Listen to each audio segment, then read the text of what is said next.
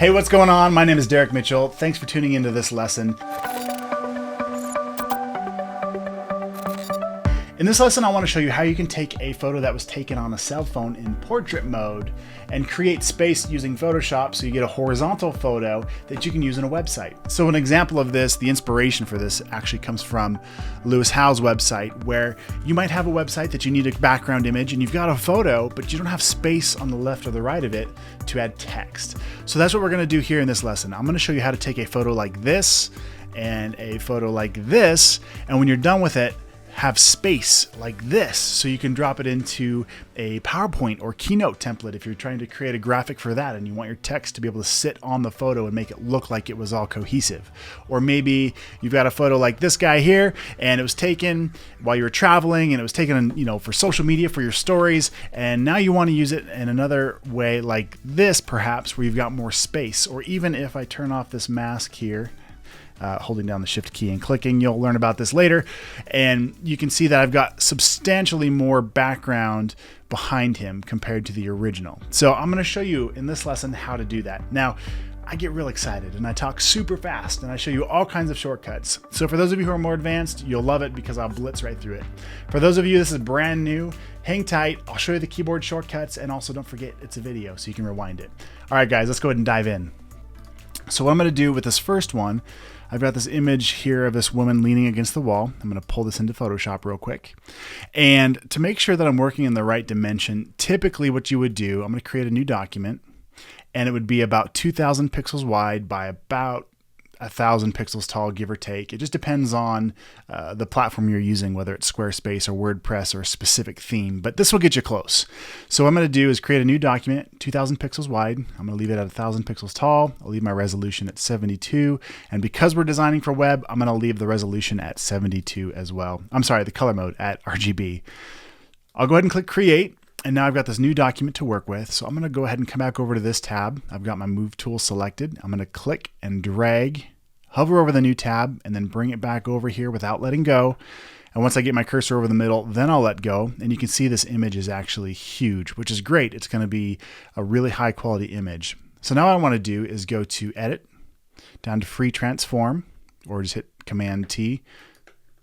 And now this image is so huge I can't even see the bounding boxes or the drag handles. They're all the way off the screen. So a trick that I learned is I'll click on this little link icon. It should be selected by default to keep our width and our height in perspective, the ratio the same so it doesn't skew it. But what I can do is hover over the width or the height, click and drag left or right, and actually scale this down, and now I can see those handles and actually grab them and then finish the job this way.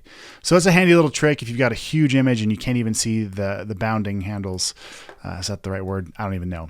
Anyway, all right, so let's go ahead and scale this in place, and I actually want her to be a little bit higher here, like that. And now when I'm ready, I'll hit return. And we are ready to go. So the next thing I'm going to do is create a new layer. And if I just click on the layer button here, it's going to throw a new layer above this current layer. But I'm going to hold down Command and click, which will throw that layer below. I'm going to hit the letter I and sample a color from right here as close to the edge as possible. With this blank layer that I created still selected, I'm going to hit Alt or Option and the Delete key to fill it. You can also come up here to Edit, down to Fill, to get you there as well. All right, so now this is actually, I could use this just like it is and start putting text over here. So if I get my type tool, hit the letter T, I'll just click. Actually, we're going to come up here and click on this, and we're going to sample maybe some of the cream color from her dress. Click OK, and let's type in your text here. All right, and just like that, I've got all kinds of space if I was going to create a flyer or a graphic and do something static. Now, this doesn't work, on the website, you'd want to leave space for your HTML text, but if you're going to create a flyer or maybe a slideshow presentation in Keynote or PowerPoint, you could do something like that. And to push this effect a little bit further, here's some other things you could do, some tips that I would do. I'll create another layer right above this mustard color. I'm going to hit the letter G to get my gradient. You can see this gradient tool over here. And by default, you probably see the foreground to background gradient. So whatever your foreground is, whether it's black, white, or in this case, whatever colors I just had, to the background color. Well, I like to work with the foreground to transparent gradient. And what that's going to do for me is whatever is on the foreground, and in this case, I'm going to sample a little bit of a darker color from this wall. It'll go from that foreground color, hit the letter G to get back to my gradient tool, to transparent. So where this is handy is I can come back over in this third layer and I can click and drag, and you'll notice that I've got the linear gradient selected up here in the options bar. I can get some really cool effects if I choose some of these other ones like this radial gradient. I don't even know what this one's called because I never use it. But anyway, there's some other gradients in here that you could check out. But by default, I just use this linear gradient. And then I just kind of click and drag in from the edges here just to kind of burn them in a little bit. I'm going to zoom out and just kind of give a little bit of, what you call it, character to this wall. So it's just not a flat color. And that might be a little strong. So what I'm going to do with this layer selected, I'm going to come over here to the opacity window here in the layers panel. I'm going to click and drag left a little bit. Now, I should have started this off earlier. If you're not seeing the same windows that I'm seeing, come up here to the top right and go to your Essentials. In fact, I'm going to reset my Essentials workspace right now just to make sure we're looking at the same thing. But there's that. And if you don't see the Layers panel, of course, you come up here to Window, down to Layers. All right, so there's that. But let's push this even further. If this was truly a wall, you can see in this other wall, we've got a lot of texture going on. So I'm going to jump over to the web, and there's this cool website called textureking.com. And if you don't have any textures to work with, this is a great place to start. So I'm going to go ahead and click on this texture right here, and I'm going to right click and copy this image. We'll come back over into Photoshop, and I'm going to paste it right above this layer here, Command V on my Mac. And I might scale it in place a little bit. And there we go. All right, so now here's some more things we can do to make this feel like it belongs with this wall. The first thing I'm going to do is double click on this layer, and I double clicked to the right of the name. If I click right on the name, it'll let me rename the layer, but I want in this empty space to double click, and I see the layer style box, which gives us a lot of options, but all I'm looking for in the blending options here is this layer, so this textures layer that we're working on. I want it to blend all the light spots and blend the dark spots. So that way it just kind of gives me some of the midtones of the texture. I'm going to hold down the Alt key or the Option key and click and drag on this slider to split it to make the transition a little smoother. So I'm holding down the Alt key and clicking and dragging to split those right there. Okay, and then the next thing I'm going to do is I'm going to back down the opacity a little bit. I'm on this texture layer. I'm just going to back it down a touch. Just click and drag. That's better. And then the last thing I'm going to do is I'm going to play with the blend mode. So right here in the layers panel, it says normal, but if I click on it, you can see in this drop down, there's all kinds of blend modes. And what a blend mode is it actually controls how that layer blends with the layers below.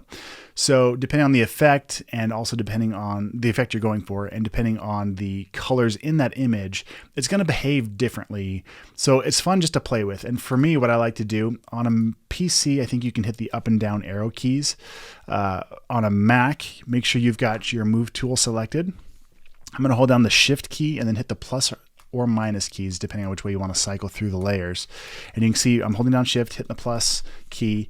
And again, the key to this is having your move tool selected and the layer I'm on now. It'll cycle through all these different blend modes. So you just got to play with it. It's a lot of fun to just kind of see how that will really change your graphics just by playing with blend modes.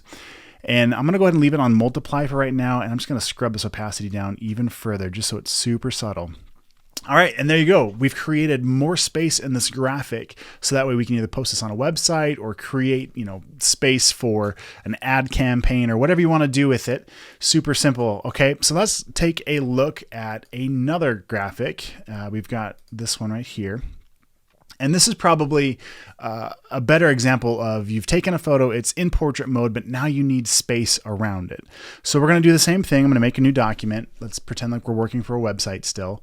And I'm going to create that 2000 pixel by 1000. Actually, see how huge this image? It's 3000 pixels. So I want to make a new document that's 2000. We'll do this one by 1000. Make sure we're in pixels. We're at 72 pixels per inch. Our color mode's RGB. We'll click create. And let's go ahead and bring this one over here too. So I've got my move tool selected. We'll click and drag over here. And this time, instead of just letting go, I'm gonna hold down the shift key. And what that's gonna do is when I let go, it's gonna put this image exactly dead center. And again, we've got the same issue where I can't see all of the image. So if I hit Command T or Control T on a PC, Again, that's image, no, edit, free transform. We can't see the handles, so I'm again gonna scrub up here just to scale this down, and I will hit return. There we go. All right, so now what I want to do is actually create more space on the left and the right of this image. And the latest version of Photoshop has some really cool tips, or some really cool tools. It's like magic. So what we're gonna do is go to Edit, down to Content Aware Scale. It's basically mash your hands on the keyboard. So Option, Shift, Command, C for the shortcut. And now what I can do, Photoshop is smart enough to see what the focal point is on this image, as well as to recognize humans. So as I scale this out, and you can play with holding down the Option key or the Shift key to get different effects. So if I hold down the Shift key now, it's going to skew everything. If I let go of the Option key, it's going to try and scale it in perspective. So anyway, I'm holding down the Shift key, I'm scaling, and you can see how far you can push it before he starts to get distorted. So that alone gave me a ton of space to work with. So what I could do here is scooch him over to the right. I'm going to add a layer mask. So I've got this layer selected. Down here, this little square with a circle in it is a layer mask. And now the way the layer mask works is if it's black, if you paint with black on top of this, it'll hide the image below it. If you paint with white, it'll reveal it. So I've got black on top right here.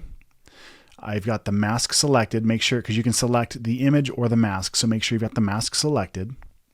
I'm gonna hit the letter G to get my gradient tool.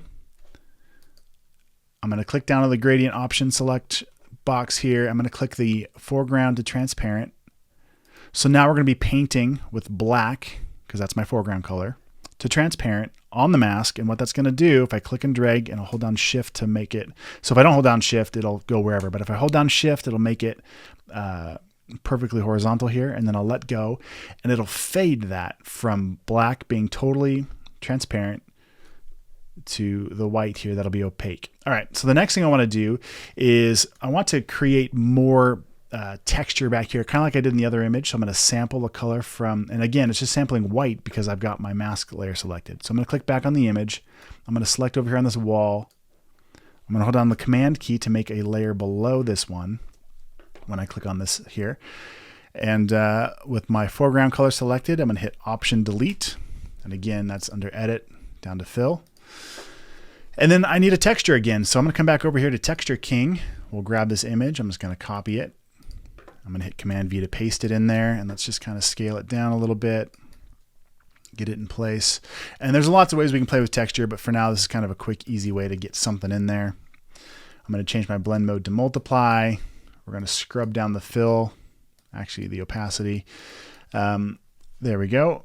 That's better. And just like that, it's added more character to this side. It's given me space for text, and it's a really fast way to work to create space for your graphics.